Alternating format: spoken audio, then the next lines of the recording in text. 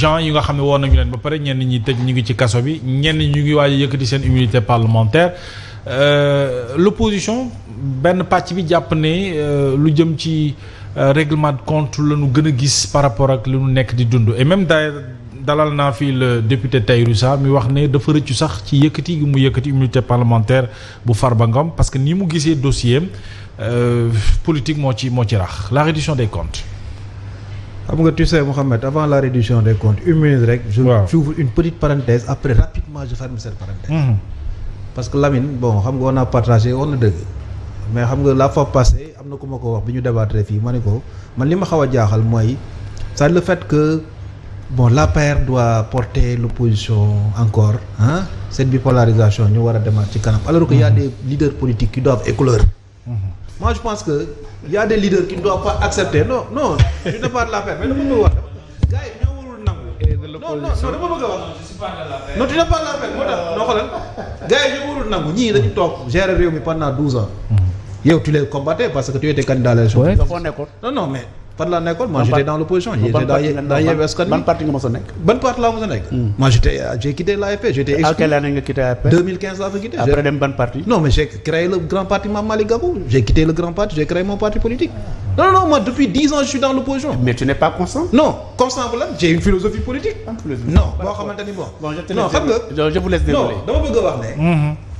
xam nga maanaam en fait je veux dire l'éclosion politique du leadership générationnel dafa war a am man des leaders yoo xam ne gis naa bu ñu accepter cette bipolarisation ba 2029 ils seront obligés d'être dans en fait je veux dire dans cette défense d'avocat ay affaires yoo xam ne seen yoon nekku ci parce que Lamine je sais que yoonam nekkul ci je veux dire tout ce que les gens ont fait depuis 12 ans en termes de malgouvernance dans ce pays je ferme cette parenthèse maintenant sur la reddition des comptes bon xam nga déjà en 2021 je me rappelle très bien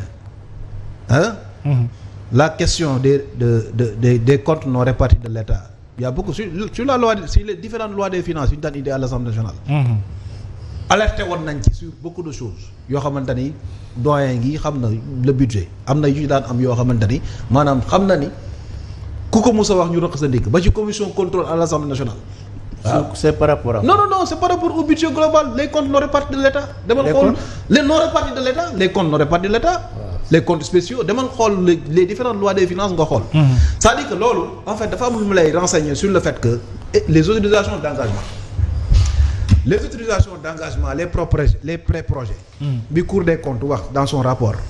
mais loolu bi ko gars yi déploré ministre bu nekk ñu ñëw ne la autorisation d'engagement 200 milliards 300 milliards 400 milliards nga dem Turquie dem Japon dem Chine def sa projet ñu financer la nga ñëw exécuter projet bi souvent amul centralisme au niveau du trésor prêt bi xamuñu ko nga commencé dégager am na ñenn ñoo xam ne commencé lañ def seen i projet te l'autorité le ministère des finances ak trésor ak ñu ci bari yëguñu ko mais attends la Cour des comptes ma ko y a des comptes yoo xamante ni ci banque commerciale yi lañ ko tijjee.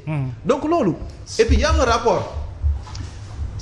man je suis toujours sur le rapport de la Cour des comptes. oui. sur le rapport de la Cour des comptes. te y a en fait une étude. Tu parles de quel rapport de la Cour des comptes? non le dernier rapport de la Cour des comptes. Non, il y a plusieurs rapports. Tu parles de quel rapport? Non, le dernier. Ban dernier. Sur nos finances publiques. Non, je parle du rapport de la situation. Rapport Macky Sall Dougal sur la situation de 2019 à maintenant. Sur son mandat. Je parle de ce rapport-là. Sur les finances publiques. Sur les finances publiques. C'est ce rapport-là maintenant. Oui.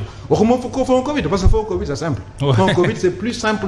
On n'a pas besoin de rapport. Il y a des chèques de trésor yu génn. Xam nañ chèques yi, ils n'ont qu'à appeler les entrepreneurs parce que on était à 2 milliards de cautionnement pour génn prison. Si ça continue comme ça, dans 10 jours on va faire 100 milliards. Moi je propose à Pastef ñu jël 100 milliards yi créer une banque du secteur informel jox ko xale yi parce que ñoom seen xaalis la.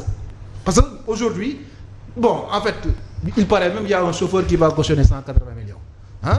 On te dit un DAGE ñun qui a 1 million de salaire ñun la da ngay dem prison nga génne 440 millions teg ci table bi pour bañ a dem kaso. Ça veut dire quoi? C'est énorme. Un fonctionnaire dans un pays où loolu lépp am fi ñu ni léegi bon situation bi dañ koy bàyyi noonu continuer duñu leeral. ah non kenn waxul loolu. non sur le rapport Covid. loolu si le président Sonko le le rapport fait Covid moom tous les Sénégalais sont bàyyi ko. et même l'ancien régime sax d'accord nañu ci dama parce que wax sur le principe ça wax ne maanaam loolu noonu la mës a demee. non Mohamed. réduction des comptes gis nga réew mi li fi amoon. oui te à l'occasion j'ouvre une petite seconde parenthèse. oui sur j'ai écouté Mansour Faye démb. oui muy wax sur. quelqu'un koo xam ni maag moom on a fait 35 ans yoo xam ne xarit la depuis 35 ans. le nouveau directeur général du budget Massamba Dieng. naan Massamba Dieng xaw ma moo nekkoon xaw ma je sais moo ñëwoon. non bu ko tooñ il n'a pas cité. non il a cité parce qu'il a parlé d'un conseil municipal d'une commune. non il n'a pas cité. non dama bëgg non doyen tu n'as pas de. tous ceux qui ont suivi l'émission. Chérif Dia a tout fait pour mu joxe. non loolu dama bëgg a wax de. non dama bëgg a wax non bul tooñ yaa ngi nekk sa. waaw puisqu'il n'est pas là non bul tooñ. il n'a pas cité de nom. Mansour Faye ñu gën a tooñ. moo ñu gën a tooñ. mais c'est pas le débat de personne aussi. non c'est pas le débat de personne mais moom. bu ko défendre xam nga ki muy wax noonu il a perdu son grand frère aîné ci Covid bi. là où Mansour Faye utilisé de manière. comprendre nga arbitraire. bu ko neexee la mais loolu yoon moo koy. c'est pas vous de. il va se justifier yoon mooy leeral ndax def na. fautif na wala allez-y je vous en prie. tu es un ami tu me laisses parler. allez-y donc ne me coupe pas. allez-y bu fekkee aussi. quand les arbitres tapent les ballons aussi moi je ne parle plus. tu es arbitre tu ne dois pas entrer dans le jeu. mais yow rek la ñuy déglu xam nga dama bëgg a wax ne. c'est-à-dire que c'est pas un débat personnel. mais c'est important de clarifier cela. cette personne kooku il a réussi 2 fois l'ENAM major. il a été major à la Cour des comptes. du koo xam da ngay ñëw taxaw. wax ko wax lu la neex parce que da nga bëgg yow li nga war a dem justifier rek mooy yow ceeb bi bu fekkee 25000 koo ko jëndee mais nga taxaw ne 25000 mais boo ko jëndee 75000 da ngay delloo 50000 yi. oui. loolu mooy dëgg sur le principe oui. parce que am na kenn un fournisseur. qui a donné 1 milliard 800 démb. pourquoi mu joxe ko. donc kon gars yi cautionné et puis dama wax moi j'étais jamono Covid bi boobu j'étais dans la commission au ministère du tourisme. doyen mu ngi fii. bi ñu demee foofu la réunion foofu milliardaires yi ñoo fa nekk sur le crédit hôtelier. ñoo fa toog hôtel yi milliardaires yi ñoo ko moom. débat bi ma waxoon mën naa ko waxaat fii. dama leen ni milliardaires u Sénégal yi amuñu jom. parce que mënuñu def États-Unis seen i milliardaires jóg di génn seen xaalis di dimbali nit ñi dans un contexte où nit ñi ñu ngi faatu. di am ay problème milliardaires yi yor ay hôtel ne nañ leen jox ay crédit hôtelier. très bien bu ñu jox kenn dara. très bien les gens ont profité de l'argent du Covid. pour faire des montages financiers. mais mën nañ ko sooy jox personnel bi wala les travailleurs. mais ils ont donné ça directement au patron de ces structures là. qui peuvent rester 20 ans yoo xamante ni chaque jour mën nañ dépasser 100. alors léegi Malick lan la ce régime war a mën a def pour régler. recouvrer li mu mën a def mooy recouvrer mais tout en travaillant parce que est-ce qu'on ne risquerait pas ñu dem ci benn feuilleton judiciaire. amal jàpp parce que daal nañu ci CREI ak le président Macky Sall les gens mais il faut récupérer l'argent. c'est ça loolu la mu delluwaat ci seen i Sénégalais nañu récupérer l'argent. ñi mën a cautionner on crée une banque du secteur informel et de la jeunesse.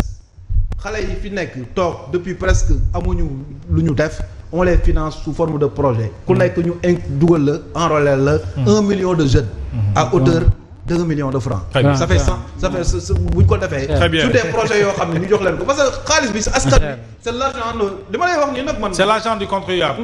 man nga bañ a d'accord man parce que man de façon man je l'assume parce que kii ñëw na xam bind naa ko sama livre sama téere sama programme mu ngi ci man j'étais pour la mise en place d'une banque du secteur informel boo xam 150 milliards lañ ciy def xale bu indi registre de commerce jox la 150 000 enrôler la financer la 5 millions sur 7 ans ba pare topp projet bi di la jàppale état bi nekk actionnaire man loolu laa gëm. mais proposition man xale yi on doit les aider on doit décaisser de l'argent cash pour que dugal ko dans le secteur informel. très bien merci beaucoup qui constitue 70% de la main-d'œuvre. c'est important alors est-ce que damay bañ a perdre fil bi quoi. seetlu benn affaire si waa Pastef bu ñu lay wax. mën naa Pastef allié benn la rek quoi bu ñu lay wax réduction des comptes. duñ la wax mu benn dossier bu concret. il est très brillant xam naa ko mais xool li mu la wax yëpp du la wax benn dossier bu concret. dañuy wax rek comme ça volatile. dañu dimbali xale yi 150 000 xale bu nekk non waaw xaaral non pour ce coup parce que quand on défend l'indépendance aussi xam nga sànq yaa ngi wax ne affaire APR waaw xaaral rek xam nga sànq yaa ngi wax affaire APR ak Pastef mel ni comme si dualité la am koo far man Sénégal la far Sénégal moo tax ma politique quand le Sénégal est attaqué wala boog ñu bëgg ko décrédibiliser ci côté institution yi man damay jël position pour le Sénégal ànduma ak Macky Sall parce que man jàpp naa ne s'il était un bon président de la République Pastef du yegg au pouvoir bay signé ay protocole de terre bayso bi moom moo gën a fooye institution yi yëpp comme président yi ko mos a def yëpp moo tax situation bii ñu am sur la reddition des comptes Mohamed ku sàcc alal réew mi dañ lay man Chine laa jàngee foofu am na niveau boo xam ne boo fa yeggee ci responsabilité nga def détournement dañ lay condamné à mort dañ lay rey quand même yóbbu ay stade rey la temps ma léegi sax crime la ñu ko crime plus que crime waaw man culture boobu laa gëm jamais au plus grand jamais ma cautionné loolu mais nag c'est-à-dire après dañ lay indi argument yoo xam ne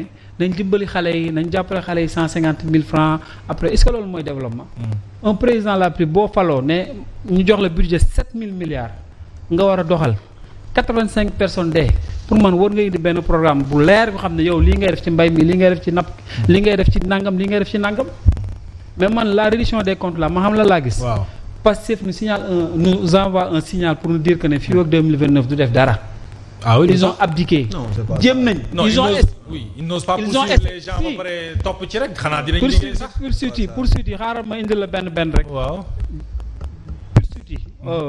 Bara Dolly mu ne man Yewwi Askan Wi laa bokkoon ànd ak waa Pastef ñoo campagne législative yi ñun ñoo doon wax 1000 milliards mais milliards yi amul 700 milliards la te ñi ñu toppoon sax naa leen da ngeen sàcc 1 milliard nangam ñooñu sàcc ñoom ku mel ni Moustapha Diop bi ñu koy wax 1 milliard yi xaar dama la jox benn exemple rek xaaral rek xam nga dama la déglu nag dama la déglu quoi parce que naxaate seen nax yi ñu nax sénégalais yi laa lay wax mu ne ñun ñoo ko waxoon noonu rek pour campagne parce que ñun ñoo leen ëpp communicant ñu campagne pour sénégalais yi gën ci ñoom. c'est ça sénégalais yi koy wax léegi danaan laan 1000 milliards sàcc nañ ko amuñu yërmande alors que 700 milliards la. 700 milliards yooyu boobu rapport bi dafa ne 6 milliards la. léegi nag ñu ngi naan kon sàcc lañ parce que waa ji cautionné na dage yu ministère cautionné na 150 millions. je rappelle que le fait que nga cautionné ça veut pas dire que mais moom moo gën a xam moo tax may la. xam nga ça aussi c'est bon à savoir te mbay non xaalis boobu procureur sax bu toogee naan recours wala cautionné ça va pas dire xaalis boobu xam la jëm xaalis bi du dem trésor caisse de dépôt et de consignation la jëm ñoom ñoo la gën a xam nañu état amul droit laal xaalis boobu tant que décision de justice génnul absolument fi ngay booy dem élection fi ngay déposer sa xaalis élection jàll ñu delloo la foofu nga koy yóbbu caisse de dépôt et de consignation du dem sax trésor public moo tax bu ñu naan laat nañ créé banque xaalis bi ñu yóbbu ko jox ko xale yi c'est-à-dire c'est à la limite du populisme réew mi la ñor Mohamed may ma tuuti rek parce que reddition des comptes d'accord mais pas il faut pas ñu créer des dossiers comme ça chimère après 2029 du mujj fenn pour rek créer benn débat politique entretenir benn débat politique parce que nag en communication il faut éviter nga occuper actualité l'espace yow sa bopp nga am ay say termes de référence jox ko say chroniqueur jox ko say soi-disant sas wax ma ban rapport bëri lañ njëkk a commencé rapport sur nos finances publiques déedéet finances publiques yi. waaw Cour des comptes saa tey dem doon rek sénégalais yi xam nañ ne lii ay naxe mbaay la ñu rapproché aussi. ci Covid rapport Covid bi. rapport Covid bi 6 milliards lañ la wax. 6 milliards yi am na loo xam ne ay taxes la. am na loo xam ne cour bi dafa interprété 85 wala 86 recommandations la def. 11 yi la wax ne nañ leen topp ñi leeral. te ñun cour bi sax accusé ça aussi cour bi accusé wul savoir oui. ba pare ñi ñuy wax ñoo cautionné aussi mais un DAGE bu cautionné 150 millions. ñu ne sàcc la mais président de la République musul nekk dara. nee na 500 millions la am bi mu def patrimoine am. impôt rek la nekkoon. mais ku nekk daaj mënoo cautionné mënoo am 150 millions. pourquoi ñu bëgg a gëmloo ni rek ku am rek da ngaa sàcc. da ngaa sàcc très bien man je suis d'accord que ne affaire yi leer. mais Mohamed Sénégal dafa toll ci digg ndëndëm tey jii xam nga fan la ñu waroon toll. léegi maanaam agriculture fan lañ ci jëm. muy économie man defoon naa ne débat bi léegi chaque jour édition spéciale nga ñëw ñu naan la loi non mais yéen non le gouvernement du Sénégal fii ñu toll non mais mon cher xaaral rek le gouvernement l'actualité est créée l'actualité est créée quelque part par les acteurs politiques. Le régime actuel. waaw surtout le parti au pouvoir le gouvernement moom mooy créer actualité est-ce que mos nga toog fii ñu ne la ministre bi wax na wala président de la République wax na des idées phares nga xam ne mooy développé réew mi ay 150 000 moom moo la gën a xam ne 150 000 développé wul réew. 150 boo non j'ai pas dit 150 non 150 000 la ñuy jox xale yi cautionné leen ko projet boo bëggee développé réew mi réew moo xam ne moment bi ñu toll am nga ay infrastructure yu relier les grandes villes. Très bien. yoo commencé Merci, mais boo ñëwee yow lan ngay def. Merci. pour développement C'est important. Alors sur la mais indi réduction des non comptes. bañante Oui. comme ça nii rek. Très bien. te duñu la indil dara beneen ma terminer Waaw, sur ce point rapidement, s'il vous plaît. waaw. fi ñu toll nii lan la ñuy négocier ñu ngi naan FMI dina ñëwaat am du ñëwaat te moment boo xam ne Abdoulaye Wade bi fi nekkee ak Macky Sall dañoo jëloon sax suñu bët FMI daf ñu defaloon benn lettre rek pour fu ñu dem ñu lebal ñu ñun dañoo jëloon FMI tey jii ñoom ñu ngi jéem a jaat ndax dinañ jotaat ci FMI amuñu sax fu ñu financé président taxaw ne les marges de manœuvre sont quasi nulles pour man dinañu indil quelles sont les solutions. C'est important. mais li tax ma la ils ont abdiqué nag fii ak 2029 xam nañ ne moom 100 francs ciment duñ ko jaxase. C'est très bien. prix. Alors, Ablaye, léegi nag oui. ñu bëgg indil ñu débat yi. Très bien. Sur la reddition des comptes très rapidement. oui avant ñu jeexal ak docteur. réduction des comptes. Oui. ba léegi gars yi dugguñ ci ah. duggaguñu ci. déedéet. duggaguñu ci reddition